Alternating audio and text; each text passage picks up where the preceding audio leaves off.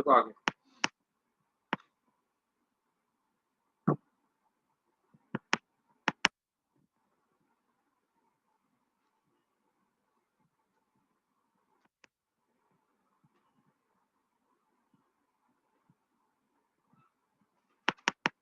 उसके बाद देखना एग्जाम में और क्वेश्चन कैसे आते हैं कि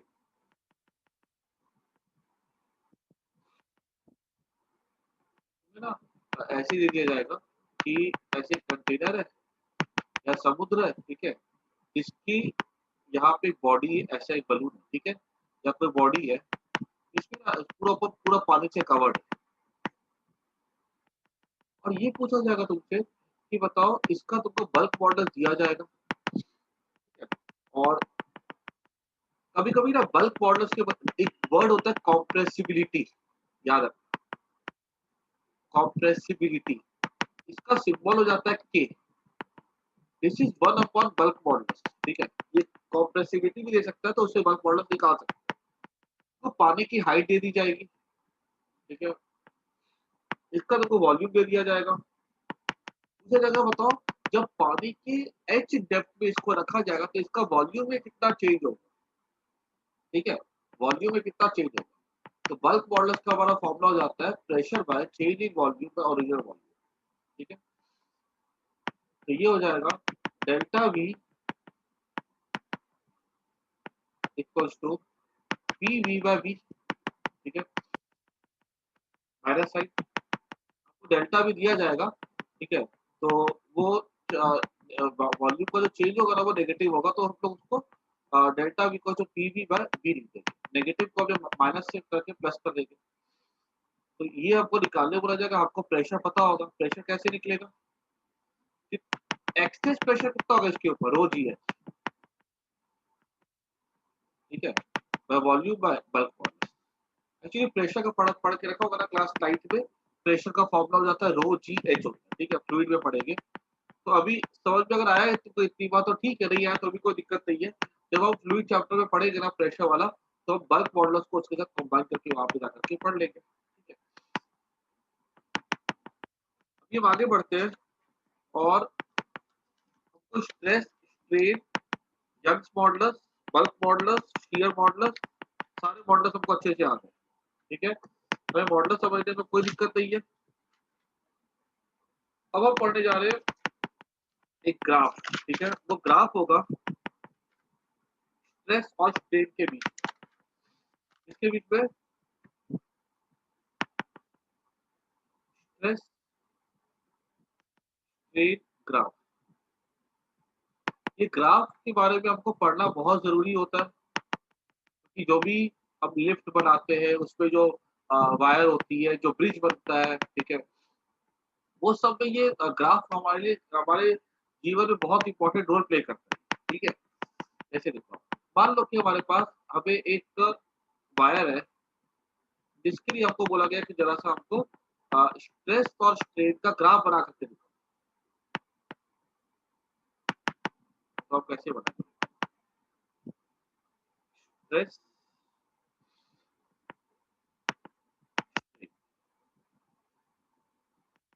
स्ट्रेस पता है क्या होता है, फोर्स ऑन यूनिट एरिया, और स्ट्रेन पता है increase in length for unit length. देखो अगर मान लो कोई वायर है, जब तुमने उसके ऊपर ऐसे करके तुमने क्या किया, उसके ऊपर एक यहाँ पे हैंग कर दिया और तुमने यहाँ पे स्ट्रेस को बढ़ाया, वेट रखा तो स्ट्रेस बढ़ा, स्ट्रेस बढ़ने से क्या होता है, स्ट्रेन बढ़ता है, एक दो तीन चार पांच ऐसे करके स्ट्रेस बढ़ाते चले जाते हैं। स्ट्रेस बढ़ाने से क्या होता है, स्ट्रेन बढ़ता है, ठीक है, स्ट्रेन बढ़ेगा 1 2 3 4 5 या बराबर बढ़ता है, ठीक है, जैसे कि यहाँ पे एक एक करके बढ़ा रहे हैं तो यहाँ पे एक एक करके बढ़ रहा है या दो दो करके बढ़ता है। ये जो ग्राफ है ना कुछ इस तरह का जाता है,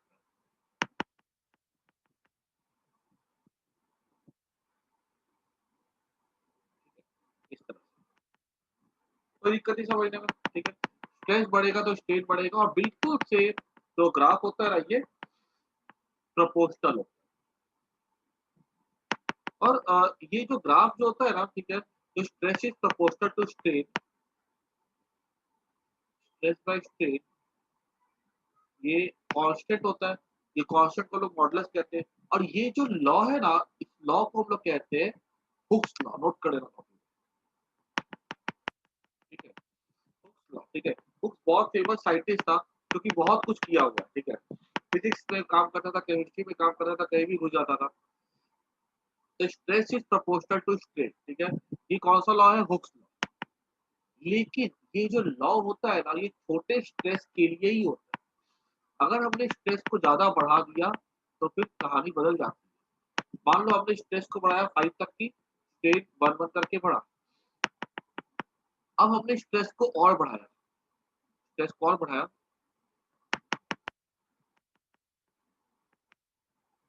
अब ये देखो, अब स्ट्रेन जो है ना वो प्रोपोर्शनली नहीं बढ़ता है। मतलब अगर हमने स्ट्रेस को 6 कर दिया यहाँ पे, ठीक है? स्ट्रेस को हमने कितना कर दिया? 6। तो स्ट्रेन हो जाएगा यहाँ पे 7.2। स्ट्रेस को हमने कर दिया 7, तो स्ट्रेन हो जाएगा, या इसको लिख देते हैं 6.2।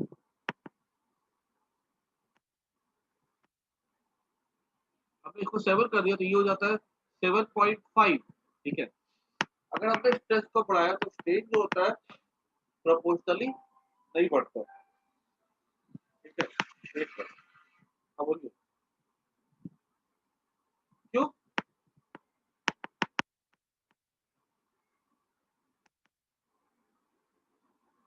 नहीं यार, ऐसा कैसे हो सकता है? मेरे पास पहले भी आया सब कुछ उसके ऊपर सही एड्रेस पे।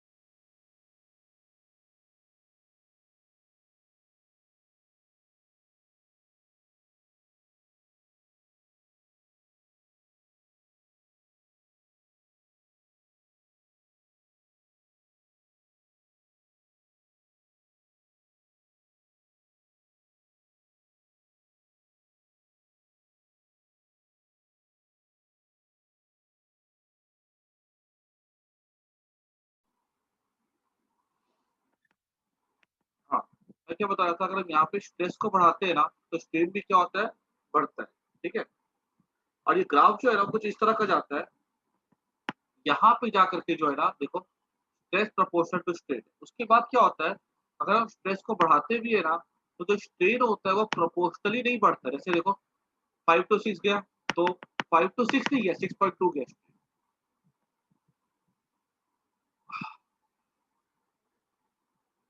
जब वो 6 टू 7 जाएगा ना, तो वो 6 टू 7 जाएगा, तो 6.2 से 7.2 नहीं जाएगा, वो 7.5 ऐसा कुछ चला जाएगा। तो यहाँ पे क्लियरली देख सकते हैं कि अगर स्ट्रेस बढ़ा रहे हैं तो जो स्ट्रेन जो है ना वो स्ट्रेस के प्रोपोर्शनल नहीं है।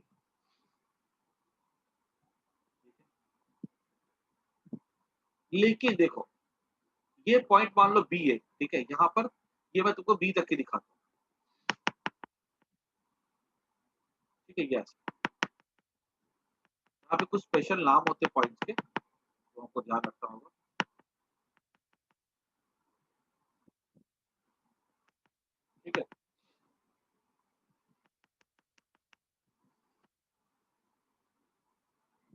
अब इसके बाद देखो, ये जो ए होता है ना, ठीक है, ये बी है, लेकिन अगर 7 मान लो, अगर हमने 7 टू 6, 6 टू 5, 5 टू 4, 4 टू 3 ऐसा किया ना, ठीक है, तो भी क्या, हेलो, हाँ आ गया। आप उसको कुछ बोले थे एड्रेस के बारे में क्या?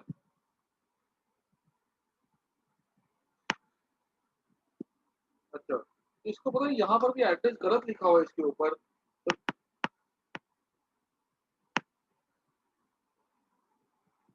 तो आ कैसे गया फिर? ये पता उधर फोन किया होगा फिर, क्योंकि पुराना एड्रेस तो मैंने सही दिया था, और ये एड्रेस भी मैंने सही दिया, मैं चेक कर लेता हूँ एक बार। ठीक है, एक बार,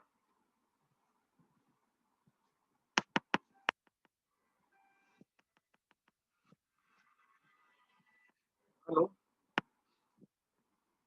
सबका आया होगा अभी कौन एड्रेस, अभी वो लेके आ रहा है ऊपर।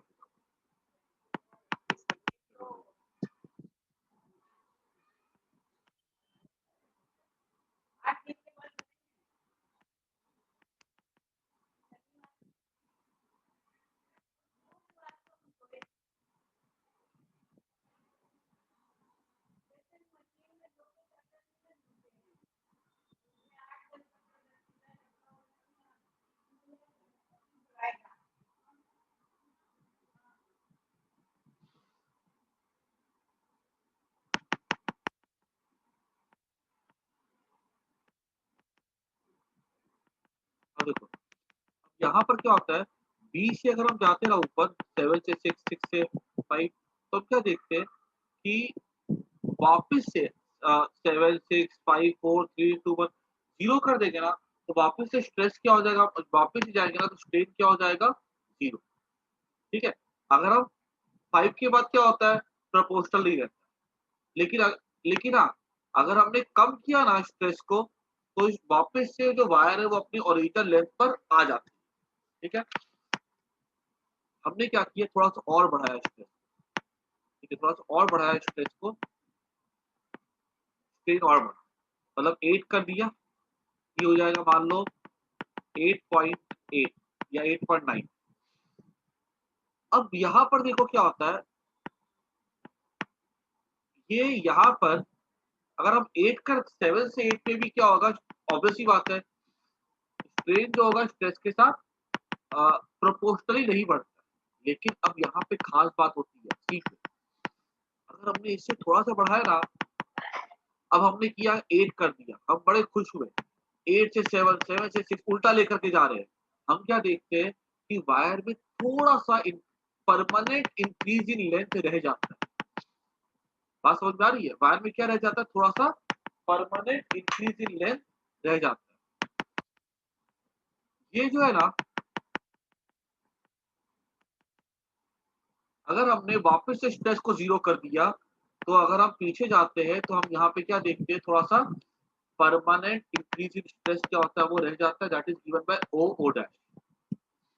वायर की बियॉन्ड बी, ठीक है, प्लास्ट इलास्टिक लिमिट खो देता है,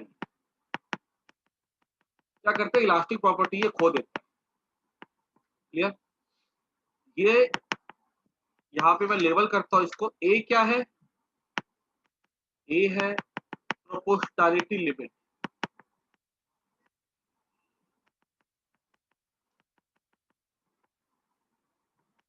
बी क्या है, इलास्टिक लिमिट।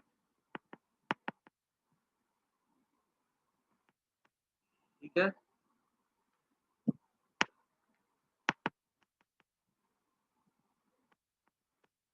पॉइंट सी क्या होता है, यील्ड पॉइंट।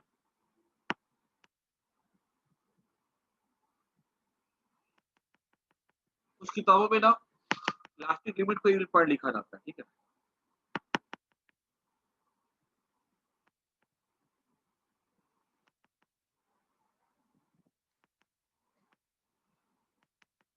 ठीक है,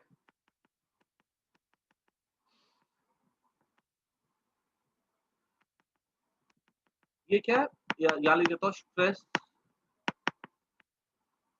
corresponding to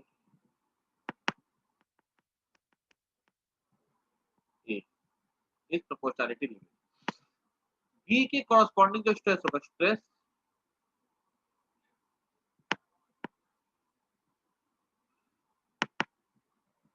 corresponding to B is elastic limit, ठीक है। And C is called as C का जो एक नाम है पॉइंट का, ठीक है। और ये जो O डैश है ना, ये क्या होता है, this relates to permanent strain. बात सबको समझ में आ रही की जा रही है। ए तक की क्या होगा, स्ट्रेस बढ़ाने से स्ट्रेन बराबर बराबर बढ़ता है, ठीक है। फिर ए टू बी क्या होता है, ए टू बी जो होता है या हुक्स लॉ में नहीं होता है, स्ट्रेस स्ट्रेन बढ़ाने से बराबर बराबर तो नहीं बढ़ता है, लेकिन हाँ बहुत तेजी से बढ़ता है। लेकिन बी तक की क्या होता है, अगर हमने स्ट्रेस को कम किया तो वायर अपने ओरिजिनल लेंथ पे आ जाती है। हम कहते हैं वो लिमिट होती है इलास्टिक लिमिट, हम उसके पार भी चले जाते हैं ना अगर, ठीक है। तो अब अगर हमने स्ट्रेस को बढ़ाया तो वायर जो होता है वो अपने ओरिजिनल लेंथ पे नहीं आता है, जैसे हम बी से आगे जाते हैं, थोड़ा सा भी आगे जाएंगे तो, ठीक है। और हम क्या देखते हैं कि बी के जस्ट थोड़ा सा पास ही क्या होता है, हम अगर थोड़ा सा आगे जाते हैं तो वो उस पे कुछ परमानेंट इंक्रीज इन लेंथ रह जाता है। उसके आगे देखो, अब अगर हमने स्ट्रेस को और बढ़ाया तो स्ट्रेन और बढ़ेगा,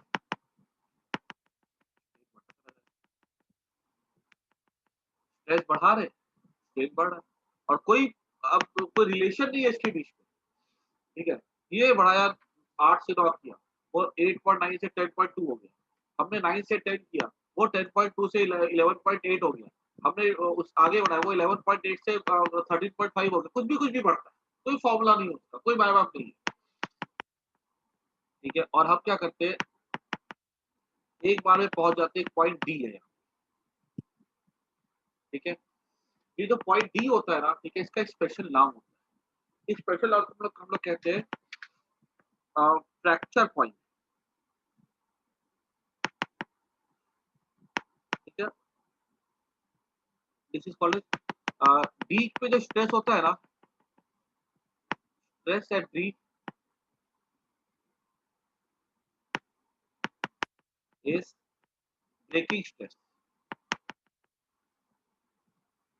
ब्रेकिंग और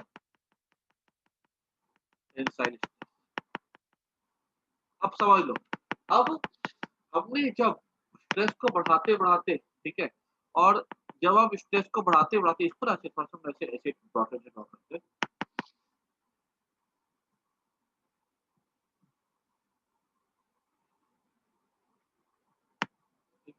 जब आप बढ़ाते बढ़ाते डी तक पहुंच जाएंगे ना, ठीक है। अब इसके बियॉन्ड अगर हमने क्या देखा कि वायर टूटता, वायर जब हम डी पे पहुंच जाते हैं ना, मतलब 8 से 9, ठीक है, 9 से 10, 11, 12, 13, 14, अब 14 मान लो ब्रेकिंग स्ट्रेस। अब 14 पे अगर हम पहुंच गए, हम बोले यार स्ट्रेस बहुत ज्यादा हो गया, अब हम थोड़ा सा कम कर देते, नहीं तो वायर टूट जाएगी। 14 क्या ब्रेकिंग स्ट्रेस है, अब देखिए ब्रेकिंग स्ट्रेस में पहुंच के वायर टूट जाएगी। हमने स्ट्रेस को कम करना स्टार्ट किया, कोई फायदा नहीं।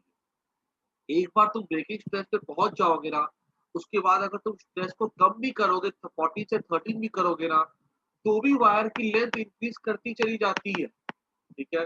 और वायर जो होती है ना, that becomes like a liquid, ठीक है। जैसे लिक्विड का फ्लो तो वैसी वायर होती है, और ये वायर क्या होती है, लिक्विड जैसे फ्लो करने लगती है और पानी जैसे बहना चालू कर देगी, और वायर जो होगी ना वो गिरा करके टूट जाएगी। एक बार तुम ब्रेकिंग स्ट्रेस पे पहुंच जाओ तो कुछ नहीं कर सकते हो वायर को बचाने के लिए। और ये जो वायर जो रोप होती है, उसके लिए हम क्या करते हैं, इलास्टिक लिमिट, हम जो इलास्टिक लिमिट तक देख लेते हैं कि उसकी इलास्टिक लिमिट क्या होती है, जो क्या कहते हैं उसके हिसाब से वहां पे लिखते हैं कि अच्छा इसकी इलास्टिक लिमिट इतनी है तो इस पे इतने लोग चढ़ सकते हैं। अब लाइफ का थोड़ी खतरा करेंगे टेंसाइल स्ट्रेस को लेकर के। ये ग्राफ को जल्दी से नोट कर लो।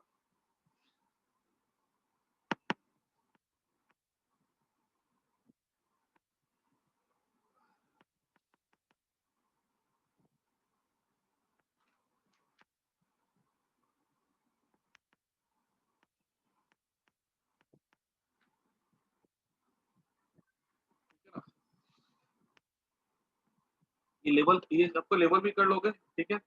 ग्राफ ड्रॉ कर लेना, ठीक है, लेबल कर लेना, ठीक है।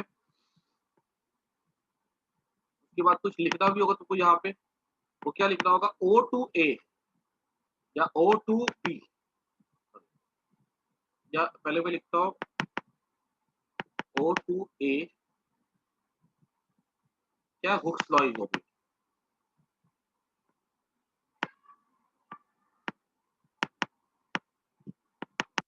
उसके बाद ओ टू बी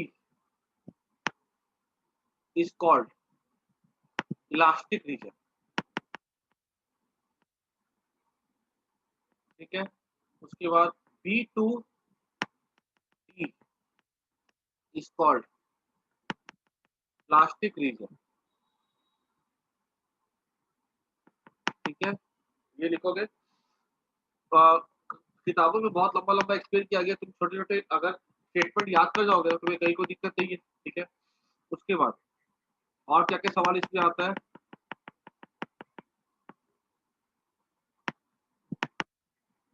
इसके बाद लिखना वहां पे कि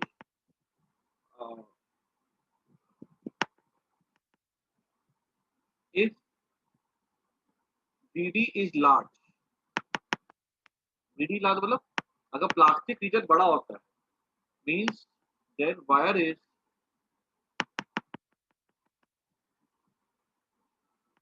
then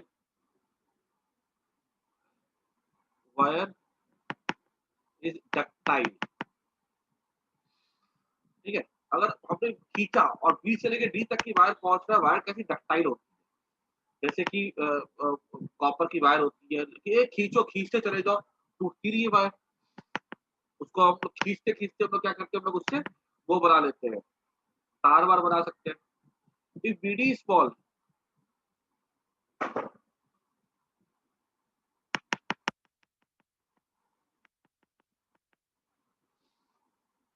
if BD small wire is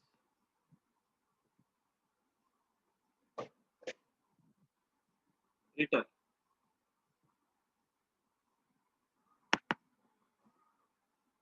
ठीक है। बीडी स्मॉल वायर कैसी होती है, ब्रिटल होती है, जैसे चौक, चौक का बनाओगे ना अगर तो ये खटाक से टूट जाती है।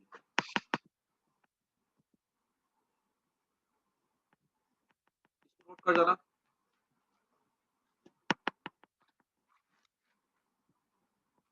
ठीक है।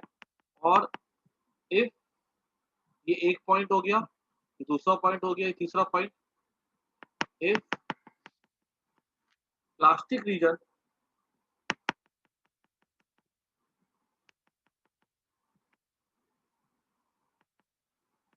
doesn't exist, यहाँ के ऊपर doesn't exist, it is elastomer,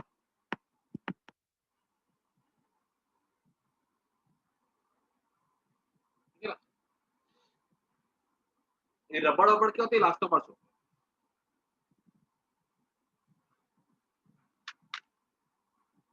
तो जितना हमने रेड में लिखा है ना, वो सब नोट कर जाओ अच्छे से, और डायग्राम अच्छे से ड्रॉ कर लो, ठीक है। हमारे प्रैक्टिकल लाइफ में ये ग्राफ काफी इंपॉर्टेंट होता है, क्योंकि जब हम कोई भी चीज बनाते हैं, चाहे ब्रिज का स्ट्रक्चर बनाते हैं, चाहे लिफ्ट का केबल बनाते हैं, या बिल्डिंग बनाते हैं स्टील से, कोई भी चीज बनाते हैं, तो वहां पर हम लोग को उस वायर का प्लास्टिक रीजन, उसका क्या कहते हैं इलास्टिक लिमिट, उसका ब्रेकिंग स्ट्रेस, सबको सब कुछ पता होना चाहिए अपनी सेफ्टी के लिए।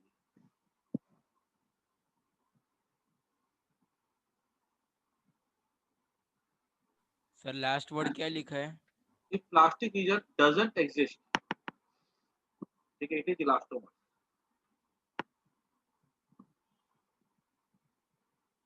इलास्टोमर्स के अगर ग्राफ देखोगे ना, तो उसका कोई प्रोपोर्शन होता ही नहीं, वो सीधे ऐसे भागते हैं,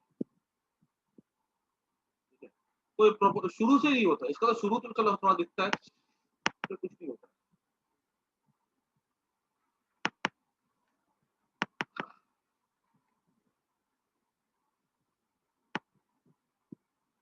एग्जाम में क्वेश्चन कैसे आते हैं इसके ऊपर देखो, ऐसा क्वेश्चन होगा, ऐसे 2 डायग्राम बने होंगे, बहुत कॉमनली पूछा जाता है क्वेश्चन। ऐसे करके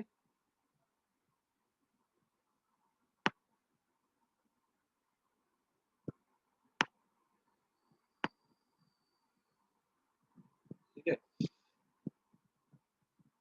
इसमें कौन सा ऐसे करेंगे।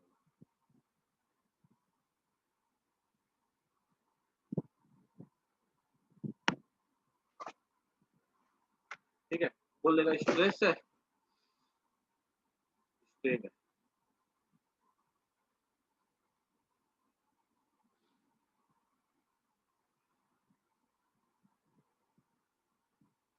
ये स्ट्रेस है,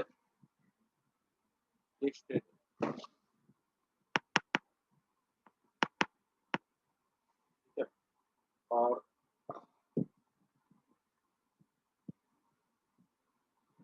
ये टोटल पार्सल लिखा है क्या भैया इस पे? ठीक है, आप अच्छा,